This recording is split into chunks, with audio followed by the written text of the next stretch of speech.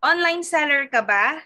If you're planning to sell online and you think na saturated na ang market ng e-commerce katulad ng Lazada at Shopee, then you can try social commerce. In our previous video, we have made an introduction of what social commerce is all about and the reasons why you need to join this emerging channel business trend right now. And today, I'm going to show you ano nga ba yung mga social commerce platforms na pwede mong gamitin para ikaw ay makapagbenta ng iyong produkto online. So stick around to this video and don't forget to hit the like button if you're interested to learn more.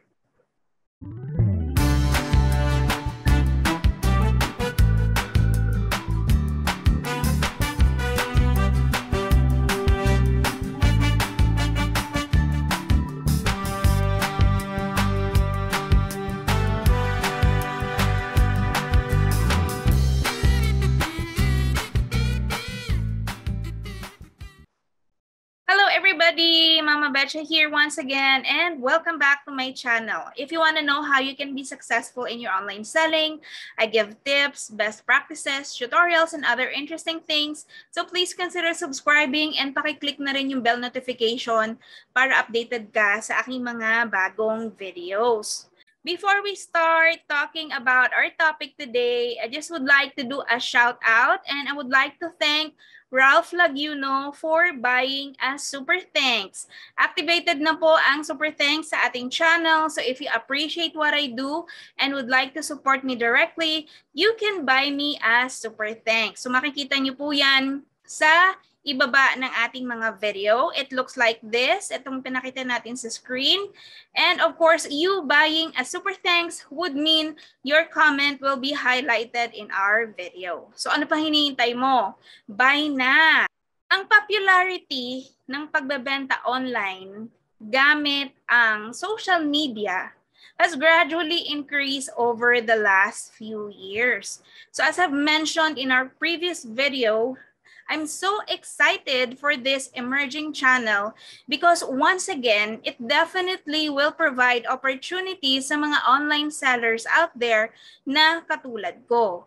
So kung naghahanap ka ng panibagong revenue opportunity to sell your products online, selling online gamit ang social media or yung tinatawag nating social commerce is one of the best way to go. So ano-ano nga ba yung top social commerce dito sa Philippines na pwede kang magbenta online?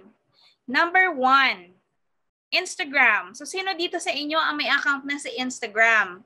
So for Instagram, if you notice, this is where you can see eye-catching photos, stories, videos. This is the ideal space for sharing yung mga high-gloss brand photography, brand imagery. Instagram is the perfect medium for visual storytelling. May dalawang ways po to sell in Instagram. So the primary way that Instagram acts as a social commerce platform is with its Shoppable Post feature. Ang pangalawa naman is through Instagram shopping. So let me cite an example. I'm going to flash in the screen right now kung ano nga ba yung Shoppable Post na tinutukoy ko.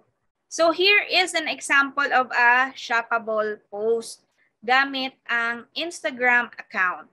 So if you notice, this is the Instagram account of 9gag and they feature here a cookie na ang design ay flower. And if you notice dito, nakatag siya kung ano yung shop na yan, which is Butterfly Bake, SATL.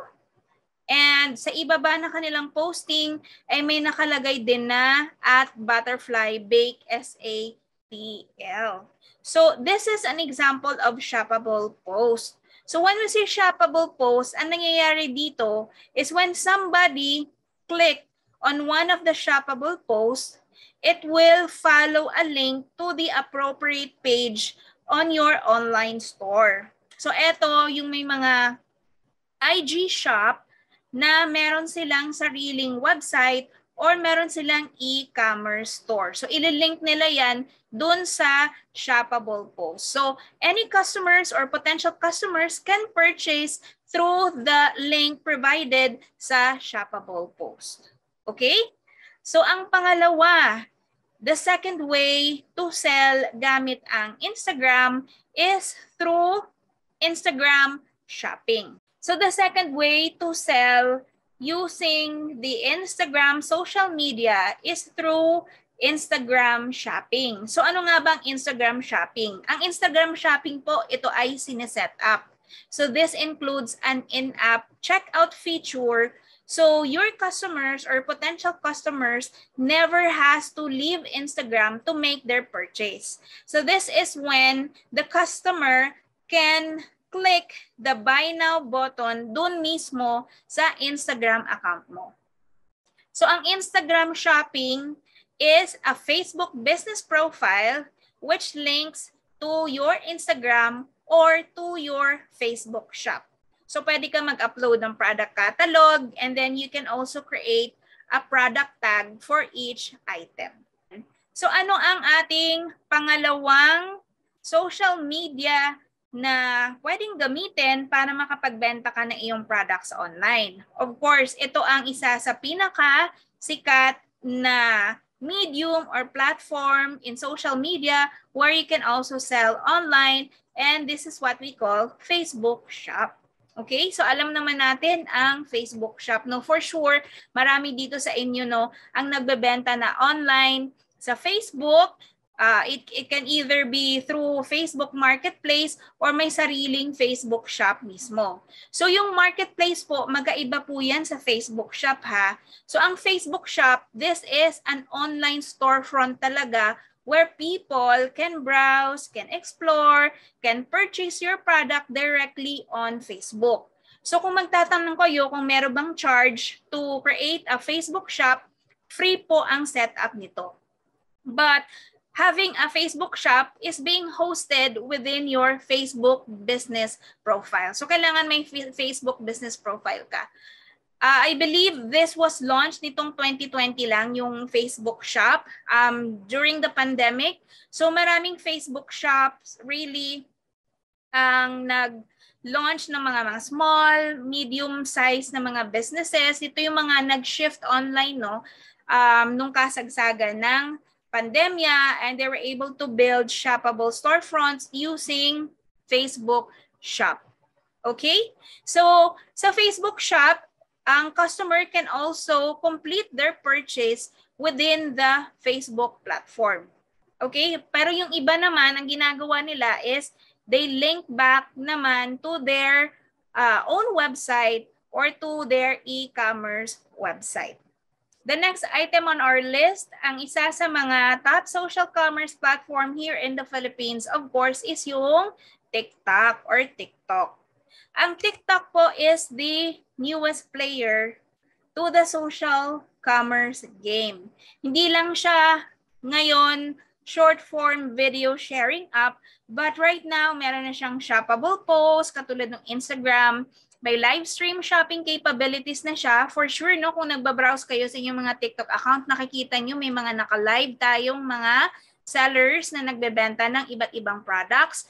And of course, ang TikTok right now has also the opportunity for you for influencer marketing. So TikTok is a social commerce platform worth noting.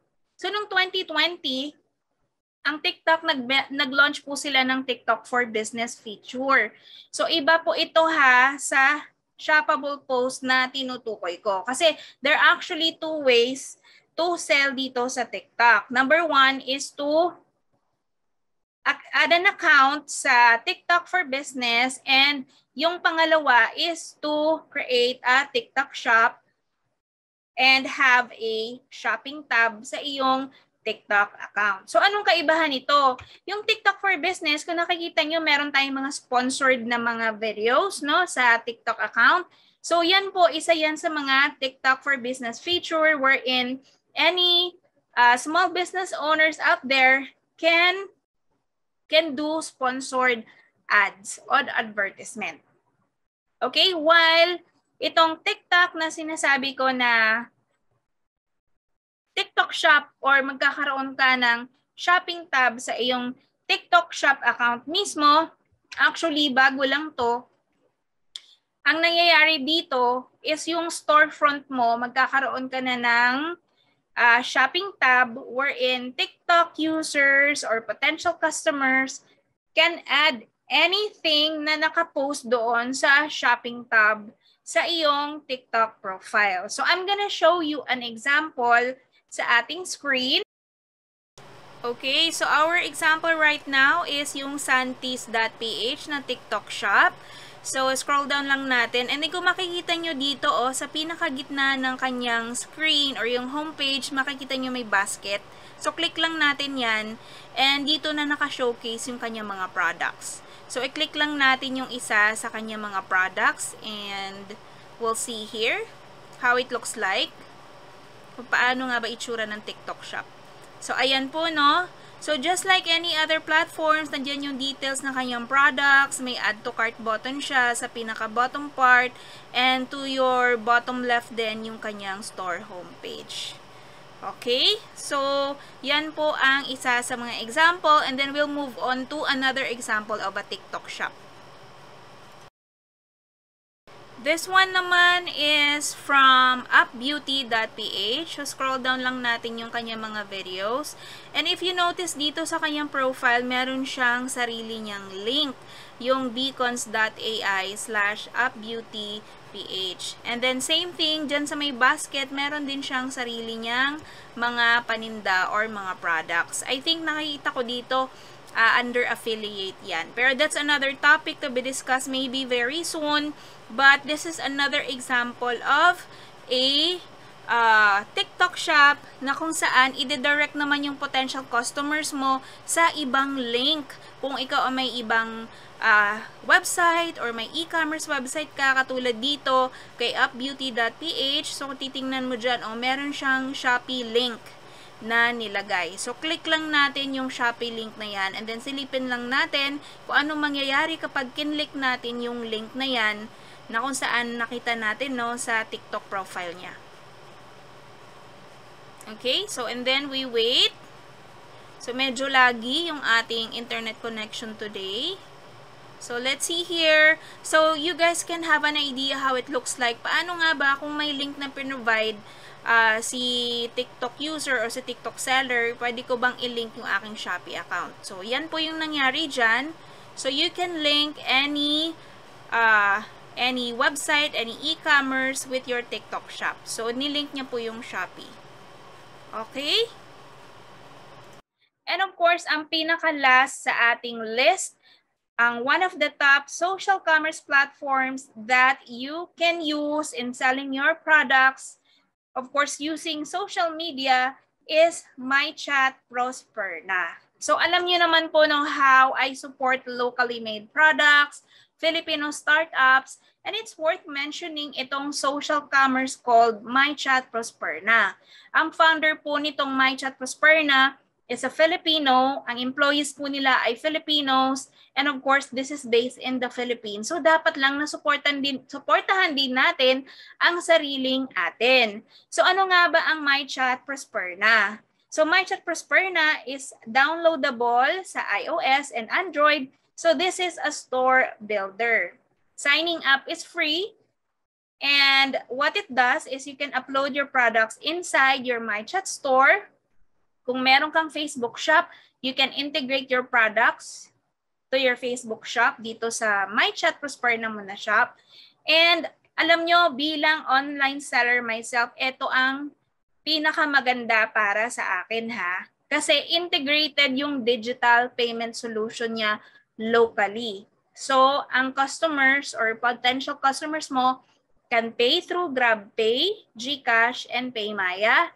And kung ang customer mo ay nagmamadali to get the item, no, dapat, lalo na yung may mga access tayo sa LalaMove, and yung customer mo ay kailangan niya na yung item, kailangan niya na yung product, this is also perfect for you because they have partnered with LalaMove. So you can book yung shipping mo sa LalaMove, and right there and then in a few hours or a few minutes, marireceive na ng customer mo yung iyong products. Ang social media has revolutionized the way we do business and how we interact with our customers. Because with social media, you can reach out to your customers timely. You can also provide feedback real time. And yung iba pa nga, no, gumagawa sila ng sarili nilang content kapag gusto nilang mag-provide ng feedback sa isang item or sa isang seller using the social media that I have mentioned in this video. So ang social commerce really is the newest frontier when it comes to doing an online business. Now really is the time for you to be adaptable and lean into this change, because as I've said in my previous video, no, the earlier you experiment with social commerce, the better, and also the faster that you can scale later. So before we go, my question for you is this. Alin sa apat na social commerce platforms na ito ang interesado ka na mag-open ng online store? Will it be TikTok Shop, Instagram Shop, Facebook Shop, or MyChat Prosperna? Comment down below. Let me know. Who knows, I might have another tutorial series soon based on your request or comments. So mag-comment na kayo sa ibaba ng video na ito. And of course, don't forget to thumbs up this video. Subscribe nyo na rin kung bago lang kayo sa ating channel. And by a super thanks, it does not cost an arm and a leg, but it helps me as a content creator to continue what I do. See you in my next video. Bye!